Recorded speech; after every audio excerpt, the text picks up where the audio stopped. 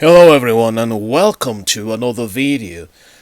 Just over 2 weeks before the release of their series The Rings of Power, Amazon has released another trailer which is considered the final trailer, the definitive trailer, the last thing that we are going to see before the show. Of course, for many of us it's going to be the last thing we're going to see ever about this thing because we don't plan on watching it.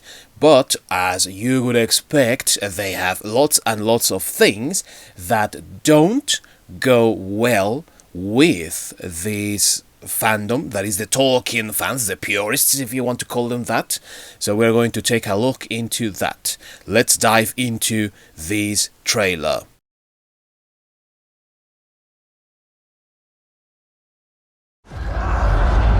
My brother gave his life hunting the enemy. So let's stop right there and let's ask the obvious question. No, not did Galadriel have any brothers, because she actually did have 3 brothers. The question is, which of them we are talking about here? She had 3, Finrod, Angrod and Eiknor, and we know their fate, all of them.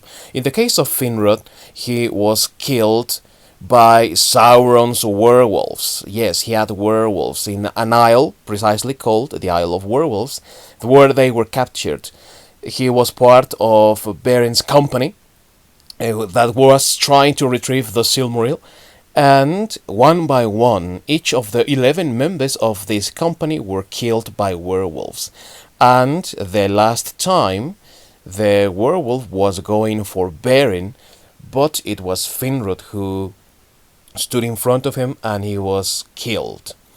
That left Nargothrond without a leader, without a ruler for a time. But in the case of Angrod, who was the one that had also offspring, well, Angrod is the father of Orodred, who replaced Finrod as the ruler of Nargothrond, the hidden city. And he is also grandfather to Finduilas and Gil-galad. So you know the lineage of these people. But both Angrod and Eiknor, both of them died in the Dagor Bragollach, which is the War of Sudden Flame, when Morgoth released the rivers of flame that destroyed people. They died, they perished there. So which one of the 3 are we talking about here? If we are talking about Finrod, we are already destroying and changing his storyline, and we are messing up with things that allegedly they have no rights to, because that happened during the First Age. That quest for the Silmaril that Beren took was part of the First Age.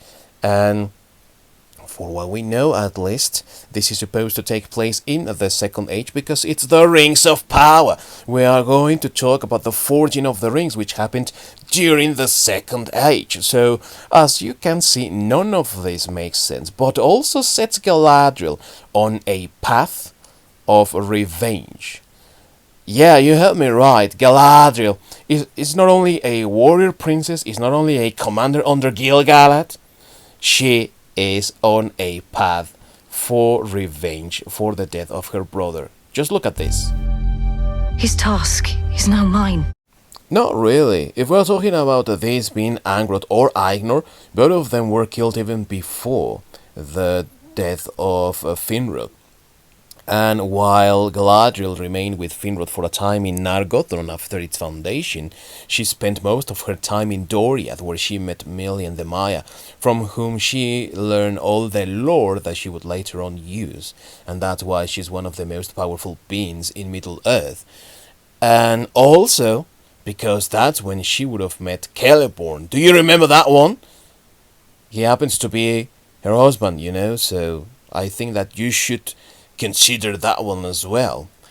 In any case, just with the destruction of Nargothrond and at the end of the First Age, she went deeper into Middle-earth and into what we now know as Eriador, which is where the Shire would be later on in coming years. And there she helped Celeborn with a fiefdom that was given to them by Gil-galad, you know. Gil-galad being one of the most important parts of the fight against Sauron during the Second Age. So all this is just invented stuff, making her the warrior that she never was. Stand with me. Ours was no chance meeting. Not fate, nor destiny. Ours was the work of something greater. Yeah, it was the work of a huge plot armor devised by these two clowns right here on the screen.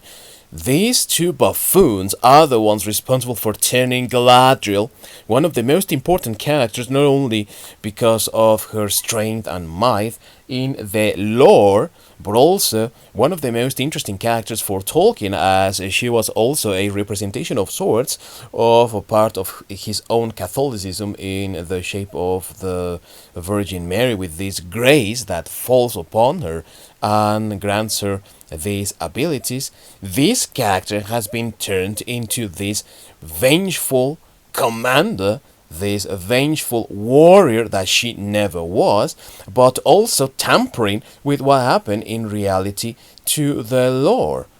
Remember that these are the same guys that said that they always went back to the book. Go back to the book, go back to the book, go back to the book. So someone please tell me, where in the book is it written that Galadriel is this vengeful warrior that is trying to avenge and continue her brother's work? And also, considering that in the trailer we see the body of this unknown elf, because we don't know if it's Finrod, Angrod or Ainur, well, we see there the quote-unquote mark of Sauron that Galadriel discovers also as well, and says, oh, the evil is still here. I am the only one that sees it. I am the only one that knows about it. Nobody believes me, but I am looking for people everywhere to join me in these battles. Oh, come on, Númenóreans, come and help me out as well. It's ridiculous. It's completely out of character with her. But also, it is nowhere to be seen in the books. Not only that, we also have this little nugget right here. Commander! Wait! No! We keep moving! Commander! Yeah, the commander under, if you remember from the previous videos that we had from Amazon, the trailers, whatever, Commander under Gil-galad. Now, remember that she's trying to avenge one of her brothers. We don't really know who, but she's trying to avenge one of them. And by the time that Angrod and Ainur were killed, Gil-galad was just a wee lad, you know, he was very young, actually. And by the time of Finrod's death, Gil-galad had been sent to Círdan the Shipwright, and they were also trying to escape the fate of many people that were killed, because pretty much Morgoth, now that he had destroyed the siege of Angband, had free reign to go with his hosts, right, wherever he wanted. Not him personally, but to send his troops, his orcs and his evil hosts. And because of that, Círdan and Gil-galad were trying to save whatever they could from the people. And he was still not, Gil-galad, I mean, the High King of the Elves, of the Noldor, because Gondolin was still around as a city, and until its fall is it when in reality Gil-galad becomes the High King of the Elves, of the Noldor. So we don't have any of that here. But of course, Galadriel is the strong woman, powerful woman, that she doesn't use that power that is somehow inherent in women in many stories or mythologies. That is sort of magical. She has to wield a sword. But of course, at the same time, also we want to paint her under a light of sainthood. And notice this image right here, right, where she appears to have a halo on her head. You know, by these lights, this chandelier that is there hanging on the background. It's just too evident what they are trying to pull off here. Why do you keep fighting? There is a tempest in me. I'm sorry, what? What? um, a tempest? Come on. I mean, we have a contrast, a stark contrast between the two Galadriel characters that we have seen so far in adaptations.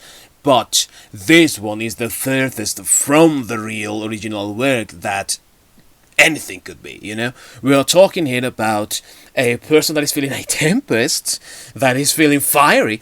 That would have been suitable for Fëanor, if you will, you know? And I would have accepted that, because Fëanor is actually like that. What Galadriel feels is a certain level of grief over the fact that the Kingslaying took place at Alqualunda. Now, we have here a terrible tragic event. Fëanor, whom Galadriel supported, kills the elves in order to take their ships and burns them also so that nobody can go back. That also translates into the other groups of elves that were following them, to which Galadriel was a part of, to try another road to cross. They crossed the Helcarax, which was this strait full of ice, very cold, that also saw the death of many of them. So Galadriel has this guilt at having supported Fëanor, this grief at having seen the terrible actions that took place that day. And she even doesn't tell Melian, because she is just too ashamed of what happened and how she decided to rebel against the Valar. So this is what would have been interesting, to see that guilt that we don't see in the Lord of the Rings, for example, because she has already been soothed by Melian and by her understanding as well, and her compassion more than her understanding. That would have been interesting to see. None of that, absolutely none of that happens here. You have fought long enough, Galadriel. Put up your sword. Without it, what am I to be? I don't know, could you be Galadriel for once in this stupid trailer, for example? I mean, not even once have we seen the real character of Galadriel.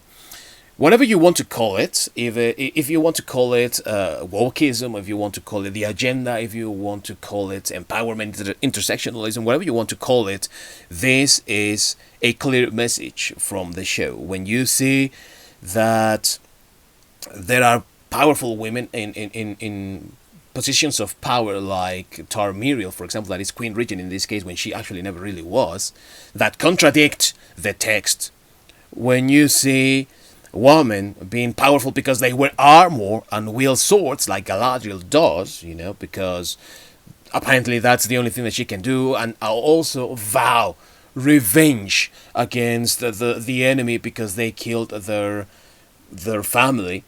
When you see women, even women that should not wear armor, like the priest, that character that everyone thought, oh, this is Sauron, you know, the priest, that is supposed to be Morgoth's priest, because it's the cult of Morgoth, not the cult of Sauron. Sauron founded that cult, but to revere Morgoth. Well, everyone is wearing an armor, everyone is being powerful in a different way.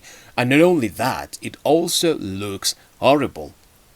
And if you don't believe me, just look at these beasts, whatever they are, that are attacking the Meteor Man.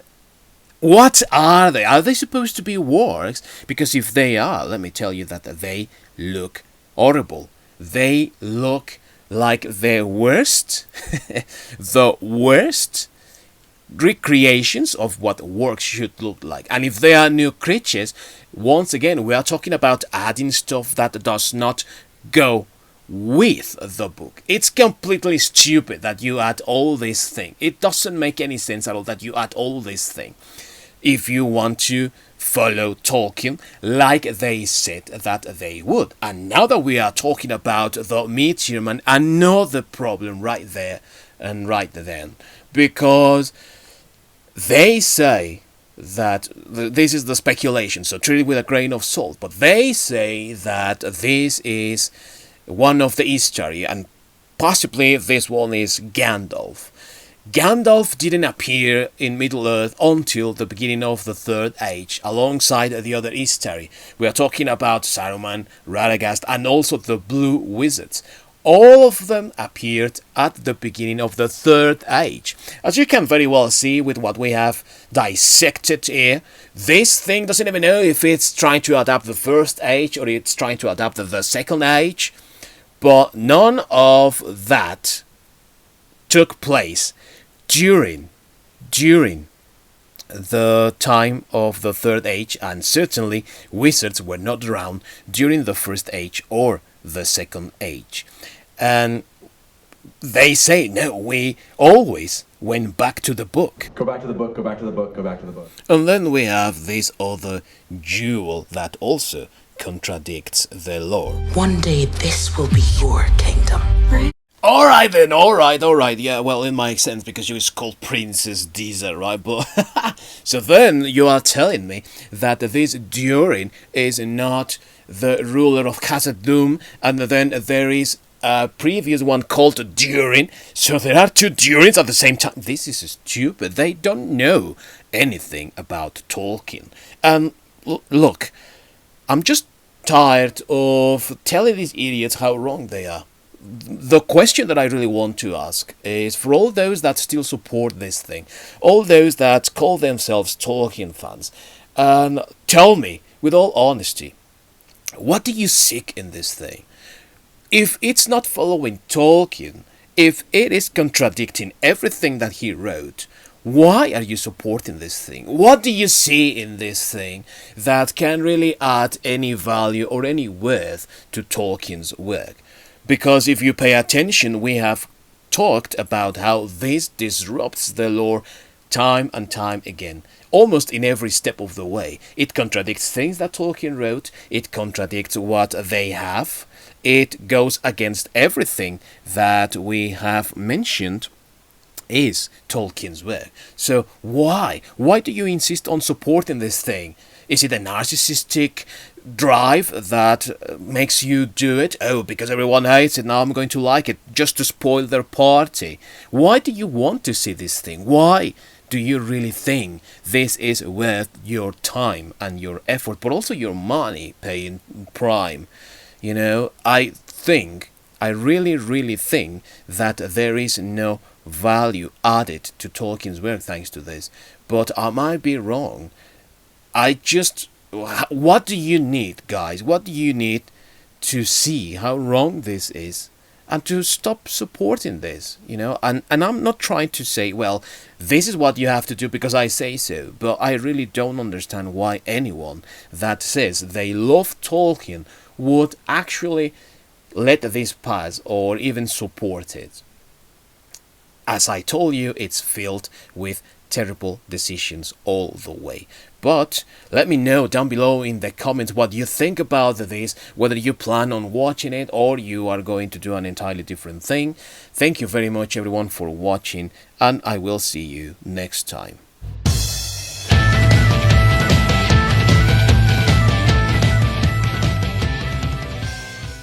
Go back to the book, go back to the book, go back to the book.